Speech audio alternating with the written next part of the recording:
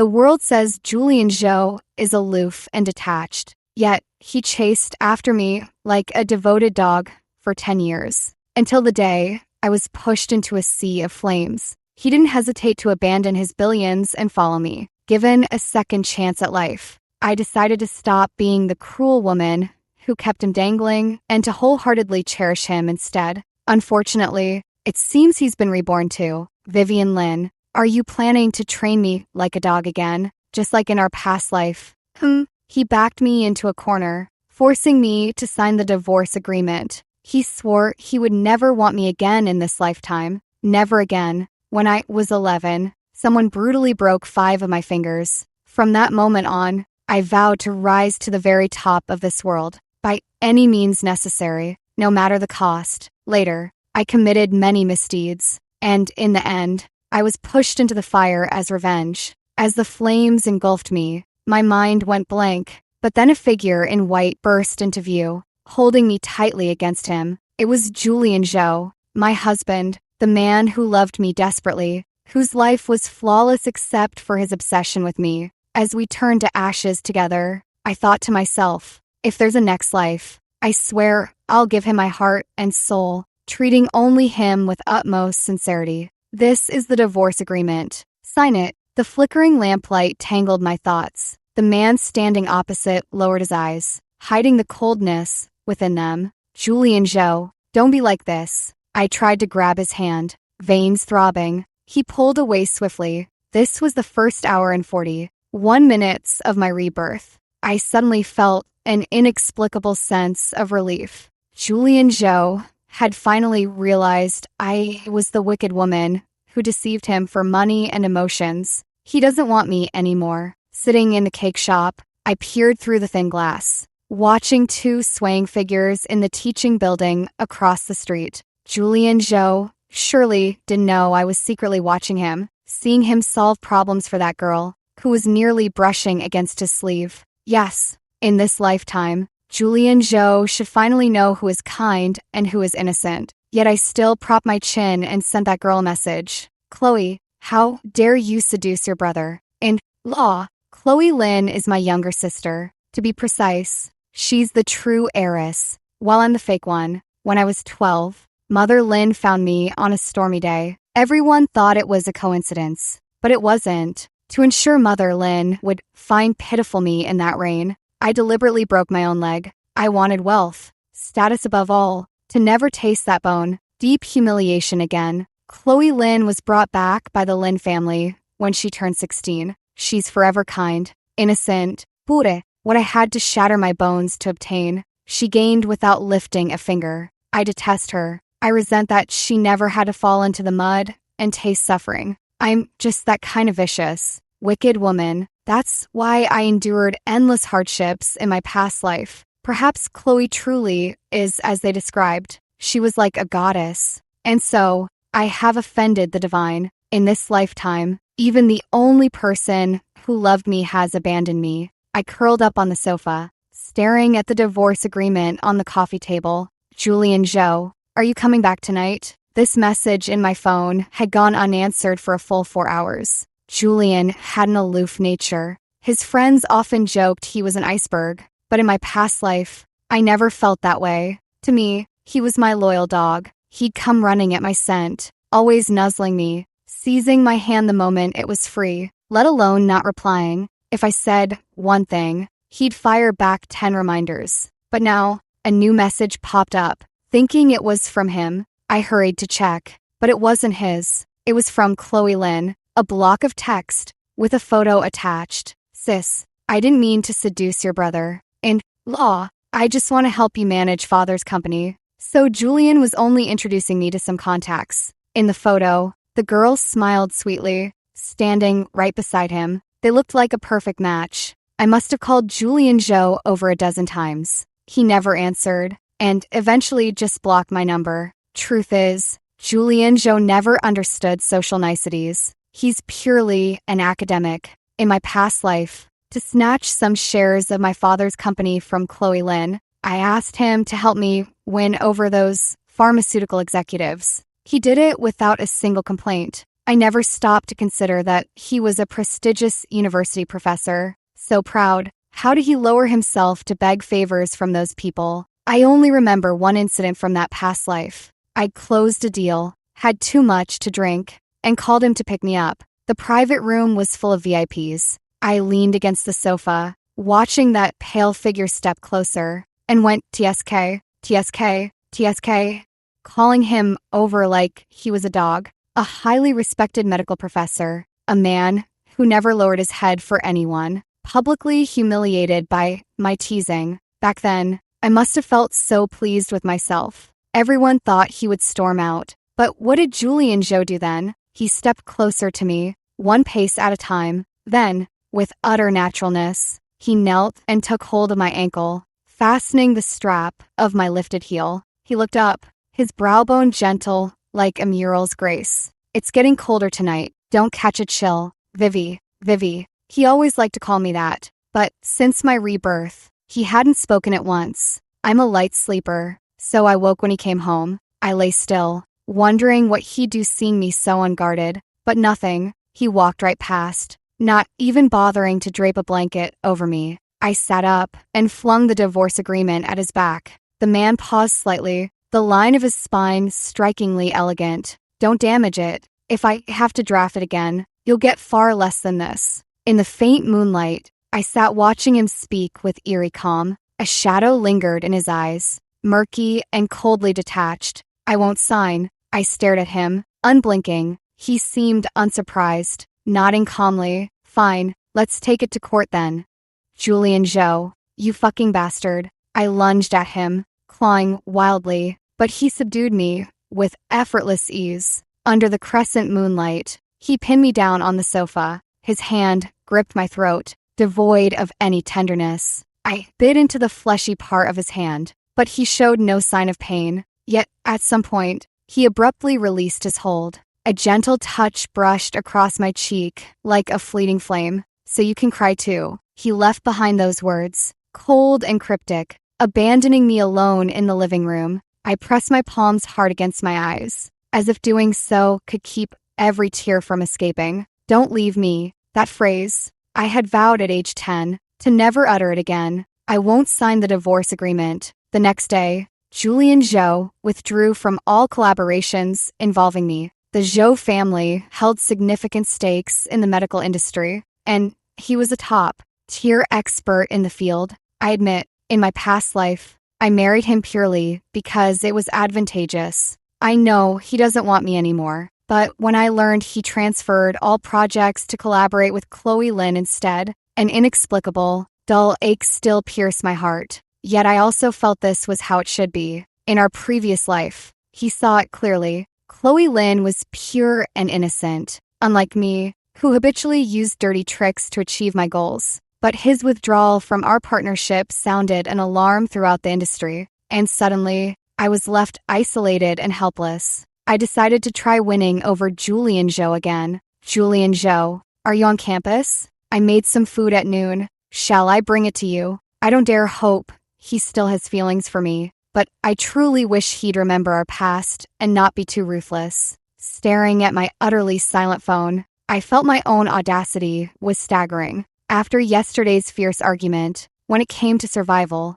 I still had to beg. I planned to cook him some delicious dishes and deliver them personally. And then I discovered a problem. I had no idea what Julian Joe liked to eat, but he probably knew my preferences by heart. After all, Professor Joe's greatest obsession in his past life was feeding me all sorts of delicious treats. I wasn't actually that fussy, but I loved acting spoiled around him. Julian Joe, these noodles are way too firm. Julian Joe, who eats noodles this soft? Julian Joe, I don't like spicy food. Julian Joe, since when did your cooking become so bland? Only once did I manage to truly anger him. His dark, intense eyes fixed on me, his tone icy and serious. Vivi, do you think I'll always take your side? I glanced down at my manicure for a moment before replying. Then get lost. That was my answer. And he really left. In sub-zero weather, he stormed out without even his coat. Must have been furious. Around evening, I sent him a message. Julian Joe, I miss you. Within moments, The front door swung open. He pulled me abruptly into his embrace, the crisp chill of the outdoors still clinging to him, his tall nose pressed against the hollow of my neck as I heard him murmur, "Yes, I will always stand by your side." See, for the me of my past life, training Professor Zhou was easier than training a dog. After cutting my hand for the third time, blood spurting, and staring at the unidentified substance boiling in the pot, I finally snapped out of my memories, realizing that I was no talent in the kitchen. So I ordered takeout from the Linchuan Pavilion instead, then transferred it into my thermos. After all, there's hardly any difference between homemade and store. But, probably. I'm sorry, sis. I didn't know you brought food for Professor Zhou too. He's already eating what I made. Chloe Lynn stood in front of me, visibly flustered and panicked. Call him brother. And, law, I chuckled at her, noticing the small hand hidden in her sleeve clench a little tighter. Julian Zhou. I stood before the man, who was lowering his head to eat. When he ignored me, I took the chopsticks from his hand. I swapped his lunchbox with mine. He looked down at the dishes before him for a moment. His dark, deep eyes finally focused on me. Look, I held out my hand with the band. Aid stuck to it in front of him. I got 3 cuts making this for you. I worked on it for so long. Will you eat mine instead? I met his gaze, perfectly calm, but it was a calm that felt on the verge of shattering. Finally, he let out a sigh. Vivian Lin, you've made these dishes exactly like the Linchuan Pavilions. Did you steal the recipe from them? I pretended not to catch the teasing tone in his words. Might as well go all out now that things had come to this. Julian Zhou, just tell me, are you going to eat it or not? It seemed like so many times before, whenever I got angry, he'd soften and coax me. I've grown so accustomed to this. Yet, I forgot, this isn't the us from our past lives anymore. Yet, he still lowered his head and finished the seafood congee, spoonful by spoonful, so obedient, just like the Julian Zhou from before who'd do anything I asked. After eating, he watched as I bent down for the first time to pack up the lunchbox. Vivian, he called my name, his voice like a clear, cold stream. I'm allergic to seafood, 2 lifetimes, and you still can't remember. I jolted, lifting my head to look at him. Red rashes had already bloomed across his wrist, pale enough to show blue veins, just showing me like this. Will you only be happy if you torment me to death? Julian Zhou has a severe seafood allergy, from the redness on his wrist to incessant coughing, then labored breathing. It took mere minutes. How could I have let him touch even a trace of seafood? The doctor said if Professor Zhou had arrived any later, it really could have been fatal. Sis, you don't even know about this. How could you not know? At the hospital room door, Chloe Lynn looked at me with red-rimmed eyes, her voice already trembling with unshed tears. She likes Julian Zhou. I know that. Otherwise, in my past life, I wouldn't have given Julian Zhou a second glance. Then, he knew himself. Didn't he drink it too? I weakly defended myself. Just as the hospital room door swung open, the nurse nodded, saying the patient had woken up. I peered through the crack in the door. Julian Zhou was sitting up in bed, his gaze fixed on me. Probably, he'd heard every word of my feeble excuse. His eyes were so hollow, empty of everything, even disappointment, just utter void. Chloe rushed to his bedside. Professor Zhou, how are you feeling? I followed too, but the man who'd been silent suddenly coughed. Vivian, his voice was barely a whisper. His dark eyes locked on me. My heart skipped a beat, and I instinctively walked toward him. Could you please never appear before me again? That was Julian Zhou's request. I don't know why my reaction was even stronger than his. I stormed out, slamming the hospital room door with a dark expression. Yes, I schemed relentlessly. I have no conscience. I'm utterly terrible. But couldn't he still stand by my side? Couldn't he just stand by me, no matter what kind of person I am? He wants Chloe Lynn, not me anymore. When I got home, I happened to see that plush toy lying on the sofa. It was a limited edition flying dragon he won for me before we got married. He gave it to me just like any ordinary gift. Back then, I didn't know he'd gone to 5 different malls and emptied for claw machines just to catch that dragon for me. In the end, he gave it to me at a bar. That day, I made him drink so much his ears flushed red. Tipsy and dazed, he pulled the dragon out from behind his back. Vivian, he called my name. Can you look at me? He hid behind that dragon, waving at me while holding its claw. Can you let me stay by your side? Even if. That was an extremely soft sigh hidden beside me. He discarded all dignity as Julian Zhou. Even being a backup plan would do. It turns out that reminiscing late at night can really make one breathless with frustration. That's exactly what I thought when I walked to Julian Zhou's hospital room door in the dead of night. The night was utterly silent, the curtain partially drawn. I stood by his bedside, looking down at the man who seemed restless even in sleep. Julian Zhou's face truly lived up to its reputation for captivating the girls in his academy. With a tall nose bridge and pine, like brow bones, he was always one with lofty pride. How did he end up entangled with me for most of my life? I instinctively leaned closer and suddenly fell into a pair of eyes as cold as deep, dark pools. The man had woken at some point, leaning against the headboard watching me. His gaze was so cold it made me instinctively retreat half a step.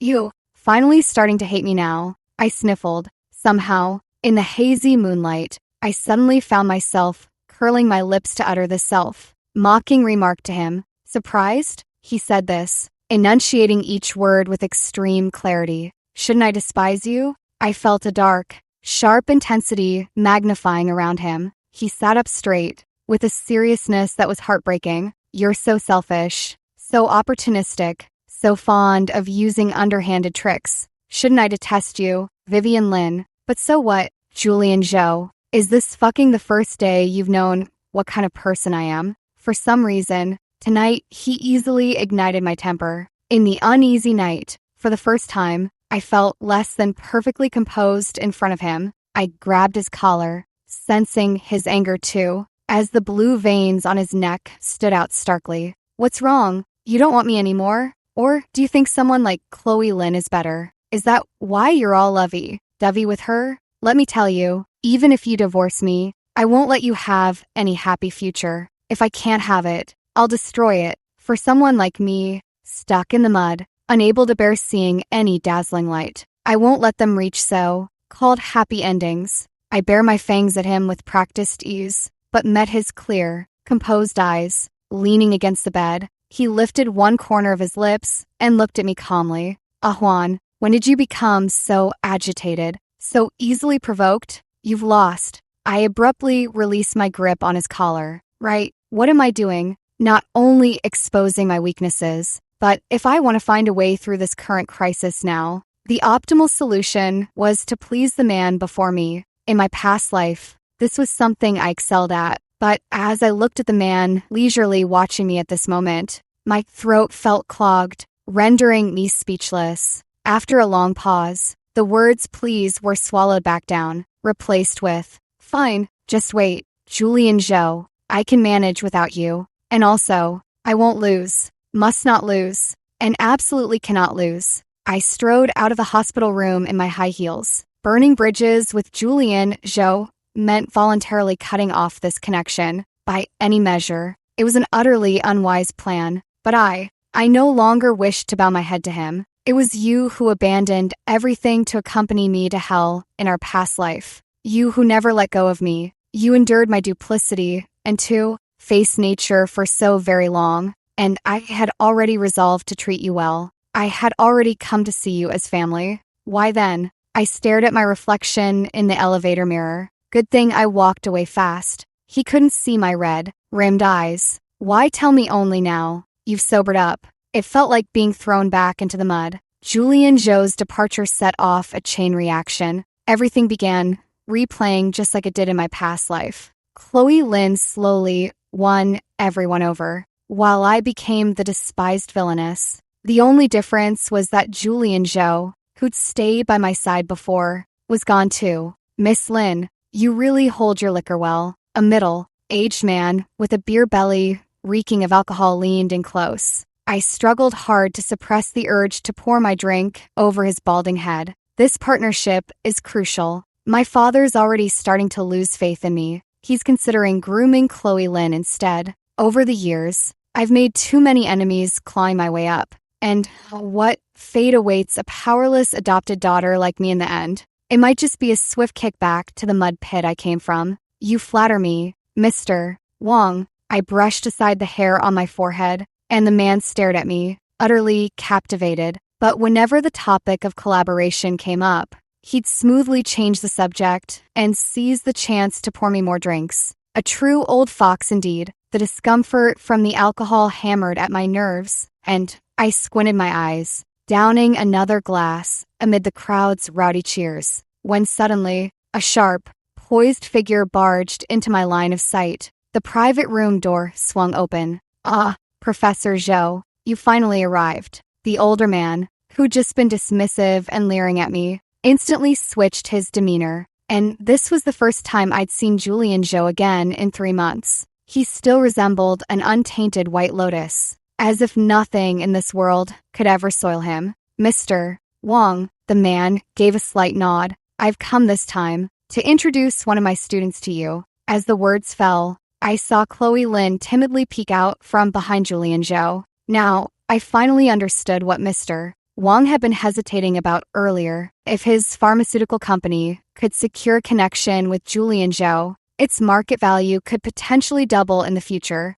And with Chloe appearing here, Julian paving the way, needless to say, this collaboration would have to be handed over to her. Strangely enough, Chloe always seemed so innocent, yet she always managed to precisely snatch away everything that had to do with me. The deal was ruined. I feared if I stayed a second longer, I wouldn't be able to stop myself from throwing the wine in my hand, half on Mr. Wong's head, half on Julian Zhou's. So I forced a polite farewell and walked out of the private room. But after making my way down most of the hallway, I started to feel something was off. My body felt strange, as if something was smoldering inside. My head heavy, my steps unsteady, my body weak and drained. What on earth did that old man from Bangda put in my drink? The next second, I was abruptly yanked into a corner. I struggled violently, but my body felt weak and powerless. Hiv, Miss Zhou, why not just relax? Everyone knows you're just a discarded pawn, an adopted daughter. You even managed to lose Julian Zhou, who was supposed to be your support. But if you're willing to spend the night with me, I might just give you this deal. His greasy voice grated right against my ear. The drug's effects were intensely potent. My limbs felt weak and heavy, so I desperately tried to make noise. But this club was upscale, with excellent soundproofing and no one around. I could only watch helplessly as the man leered and reached for my skirt. But suddenly, footsteps echoed in the hallway. Never before had I recognized Julian Zhou's footsteps so clearly as in that moment. It was only then that I suddenly realized I knew him. After all, so intimately well. I fought desperately to make a sound, but the man began pinning me down forcefully. He was choking me, cutting off my air. For the first time, tears fell in big drops from sheer physical agony. You fucking.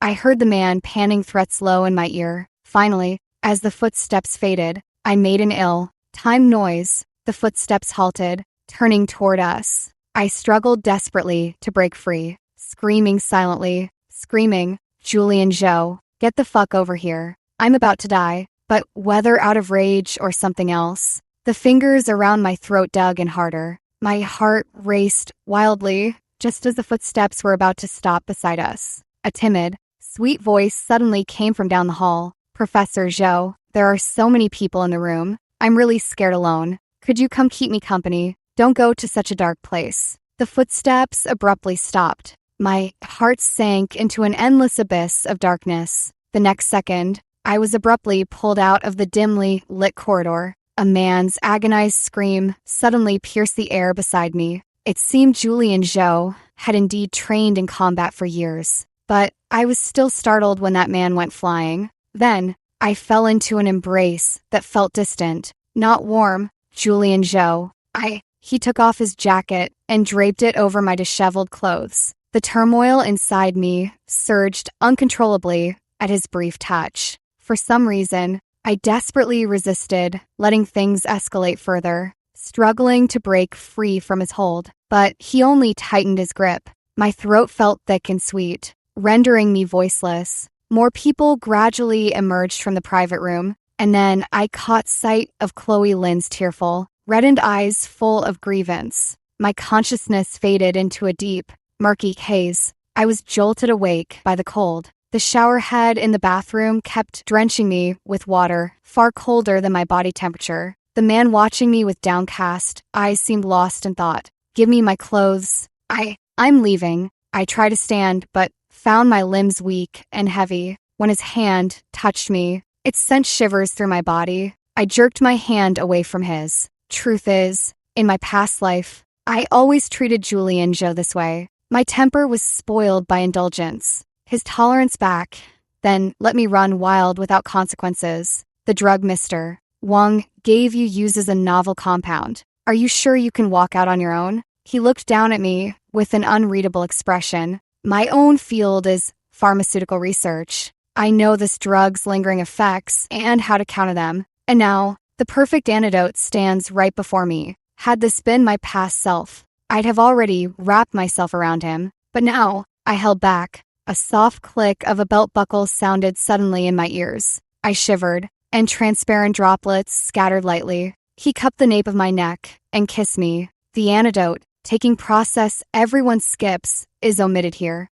I felt like I was being hauled out of a torrential sea. A sliver of clarity returned to my mind. That slap landed squarely on his face. His head snapped to the side from the impact. Julian Joe's features were aggressively handsome, with strikingly long lashes that, from my angle, glistened with fine droplets. He laughed softly, like a withered flower suddenly blooming. You really do discard people after using them. The drizzle, like sound of water, still echoed in the bathroom. Through the shimmering reflections, I gazed into his eyes, which had countless unspoken thoughts. Julian Joe, why did you guide Chloe Lynn? Whether you pity her from your past life, or genuinely have feelings for her now, Julian Joe, if she holds any place in your heart, when forced to choose between us, don't choose me. I am not a particularly emotional person. After pondering for most of my life, I still don't understand what love is.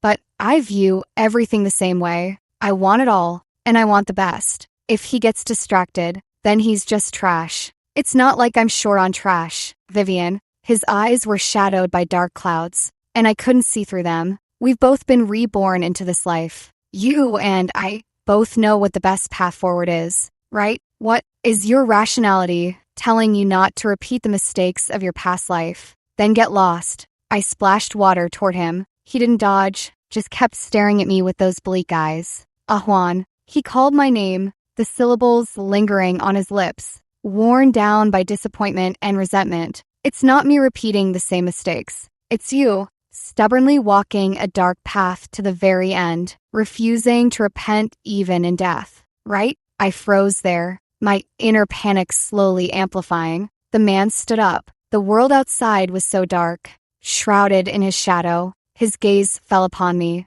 leaving my thoughts in disarray. Don't let Mr. Wang handle things next time. He's far too careless. He didn't even dispose of the drug packaging properly. In the silence of the bathroom, his every word struck deep into my heart. That drug came from your lab, didn't it? Before our collaboration, he couldn't have known the formula. So many people saw me protecting you today. That should be enough for you, shouldn't it? After saying this, the man walked out of the bathroom. Alone, I lay submerged in the bathtub, darkness swallowing half my body. I tilted my head back, staring at the dim ceiling. Yes, it's enough. I couldn't afford to lose. Mr. Wang may look a decade or two older, but he's actually my university classmate. Everything that happened today was part of my plan. I was gambling on whether Julian Joe would save me in public. If he saved me, it would prove our relationship wasn't beyond repair, and I could use him again as leverage to turn things around. I won the bet. Now, I expect many partners will be inquiring and seeking to restart collaborations with me. But why was I so afraid? The look in Julian Joe's eyes when he left for the last time, it suddenly dawned on me. My heart. So even I could be so flustered and panicked by his disappointment, destruction, at its root, is an unyielding redemption of the soul. Why do villains in movies and dramas live so long? Perhaps they're all like me, shameless and having abandoned too much. As the year drew to a close, my position finally stabilized again. Chloe Lynn had botched several collaborations in a row, and my father, ever the capitalist, shifted his attention back to me. Everything should have been heading in a better direction, but unfortunately, as I mentioned earlier, I had gone too far in my past life and made too many enemies. So after 3 consecutive business dinners, on my way home at midnight, when several men in baseball caps dragged me into a white van, I wasn't even surprised. Who sent you to kidnap me? I can pay double. No, triple. Unequal negotiations always hinge on catering to the other's interests. So as I was shoved into the car, my mind was already racing through possibilities. Unfortunately, the other party remained unmoved, pressing a knife firmly against my neck. TSK, not after money. This is about my life. Dare I ask how I've offended you? Before I could finish, the blade pressed deeper into my skin. I fell silent as a voice, distorted by a modulator, sounded in my ear. Don't worry, I don't want your life. I just need you to do one thing for me. The tip of the knife traced along my vein, a constant reminder that my life hung by a thread, teetering on the edge of the underworld. Call Julian Zhou right now. Ask him for the secret key to access the YDX2 formula. YDX2, I recall this anti-cancer drug is nearing release. Developed under Julian's leadership, its launch could revolutionize medicine and pharmaceuticals. Sadly, in my past life, both Julian and I died just before its debut. I was killed in a car crash on the way to the press conference. He saw the car wreck engulfed in raging flames and charged in recklessly to hold me as I burned to death. Not a buddy. I'm just his ex. Wife. You think I could get something that important? But hearing the kidnapper's demand, I couldn't help but find it laughable. Maybe fooled by the illusion I created, these guys still thought Julian Zhou was the same man who'd come and go at my beck and call. But only I knew the truth. If I died now, it probably wouldn't even stir a ripple in him. Tell him you're being held hostage. Say you're going to die. The blade, grazing my skin, finally drew a thin line of blood across my neck. The man eased up slightly, then pressed the knife tip against my chest. I really had no choice.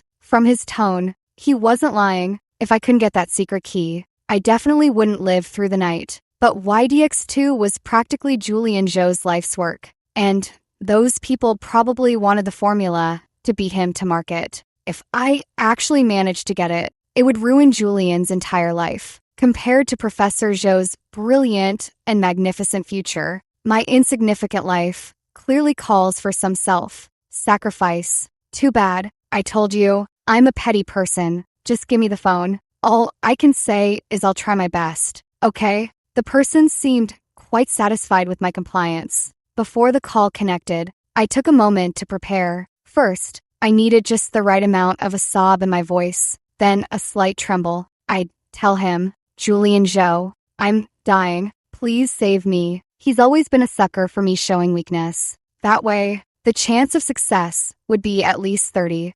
40%, if not 60, 70%. But the moment the call went through, my mind went completely blank. Hello? Hearing his soft response, I realized it had been 4 months since we last spoke on the phone. I thought long and hard. Vivian Lin, aren't you supposed to be the most selfish one? Vivian Lin, don't you care about your own life? Vivian Lin, you already owe Julian Zhou so much. What's a little more? But in the end, I looked up at the moon outside the window. Tonight's moonlight is too beautiful. I said, Julian Zhou, happy birthday. I said, you lucky bastard. How is it your birthday today of all days? Don't like me in your next life. You fool. I threw myself toward the tip of that blade. What is life's greatest failure? A stingy, selfish bastard. One day, he gave everything generously. So humiliating. I thought about being a good person. If I had been born into an ordinary family,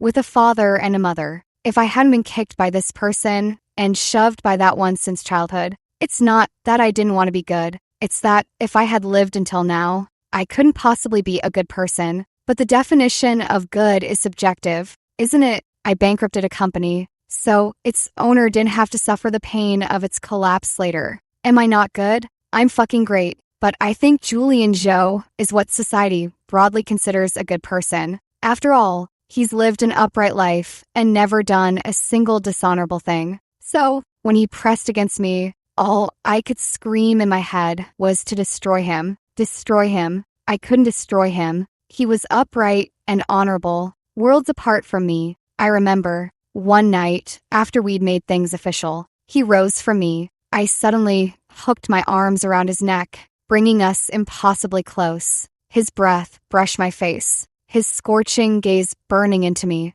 Will you love me? Even if I'm a bad woman, will you still love me? I asked him, almost theatrically. His Adam's apple bobbed slightly before he fixed his eyes on me. His dark eyes, filled with the most sincere intensity, settled on me as he said, yes. His knuckles brushed the most sensitive part of my spine as he bit my shoulder. A gentle nip. Since when have you ever not been a bad woman? So I'd already destroyed him long ago, and there was no use protesting. The world shifts and turns, and I don't believe in 100% pure emotion. The only thing I'm certain of is that he loves me. He actually managed to accomplish such a difficult thing. So if one day my broken life can have a glorious end, then I might reluctantly allow him to give meaning to my grand finale. I stared at the ceiling, rising and falling, up and down. Is this heaven? Impossible. Not because heaven looks too much like a ship's cabin, but because of the person sleeping beside me. How could Julian Joe and I possibly end up in the same place after death? You're awake. The person beside me glanced at me faintly, then readjusted the slightly slipped blanket over my shoulders. Where are we? International waters. Probably nearing Copenhagen soon. That's drifting quite far. Why am I not dead? Are you that eager to die? I turned to look at him. His eyes were dark, and he actually didn't look well, and his gaze was a bit fierce. I raised my hand and brushed against his stubble. You came to save me after all. What was the cost? Julian Joe, abandoning your identity in pharmacology, surrendering YDX2, never to set foot in this field again, nor ever step onto domestic soil. Am I right? I turned my head, the ship's railing framing the churning sea. The one who ordered those men to kidnap me was my father. I should have realized it sooner. My influence became too heavy. He needed to pave the way for his biological daughter. In the end, I'm still just a stray dog that anyone can kick aside. The sea breeze carried a faint, damp scent. I leaned against him, pulling the blanket tighter. Julian Joe, don't you have even a sliver of resentment? He stared at me. Juan, many things. I do them because I want to act because I choose to. I tried walking a different path in this life, but it wasn't what I truly desired. This world is full of rules, black and white, but for you, I'd break everyone. In the dimly lit cabin, he gently found my hand. If the path leads only to darkness, I'll walk it with you for a lifetime. I'm utterly infatuated with you, and when you gave up your life for me, I hated myself deeply. My wretched life is already like this. What does it matter to lower my pride a little for you? He asked me what I was laughing about. I just felt that the world is hellishly fair. In its own way, I looked up. I have nothing left, but I have you. You have everything. Yet you ended up with me. I whispered silently in my heart, Julian Joe, don't meet me in the next life. I nuzzled against his fingertips, then intertwined our fingers. In this lifetime, let me protect you. A letter to Vivian Lynn. Yesterday, our neighbor Mrs. Smith told me she saw you pacing at the gate for a long time before coming home. This morning, you rushed out without a word, using grocery shopping as an excuse. I think you must have heard the news from across the ocean. YDX2 is indeed my brainchild, and I always knew the Lynn family would achieve unprecedented success with it. To be honest, the pain of seeing my efforts become someone else's stepping stone pales in comparison to the agony of you not speaking to me for 11 straight hours. I know our perspectives on matters of the heart are fundamentally different. You can't comprehend my love for you, an emotion that transcends worldly meaning, life, and death itself. So, you needn't worry about whether you've hurt me. After all, The mere favor of your attention is more than enough for me. I heard you crying in your room last night. It shames me to admit that, mixed with heartache and regret, I felt a flicker of delight. It meant you care about me, and that alone made me tremble with excitement, yearning to hold you close and kiss you. I constantly suppress these twisted, obsessive thoughts, a violation of you in my mind, my sin. So, you needn't blame yourself. Needn't blame yourself. Just always do what you want to do, whether it's being bold or being humble, as long as it's what you desire. By the way, let me answer a question you always love to ask me. Why did I fall in love with you? Actually, I've said it many times before. That day, your father led you through the door. Your brown scarf slipped gently from your shoulders. I saw you. What I mean is, loving you doesn't need a reason, because it's you. There was never a reason to begin with.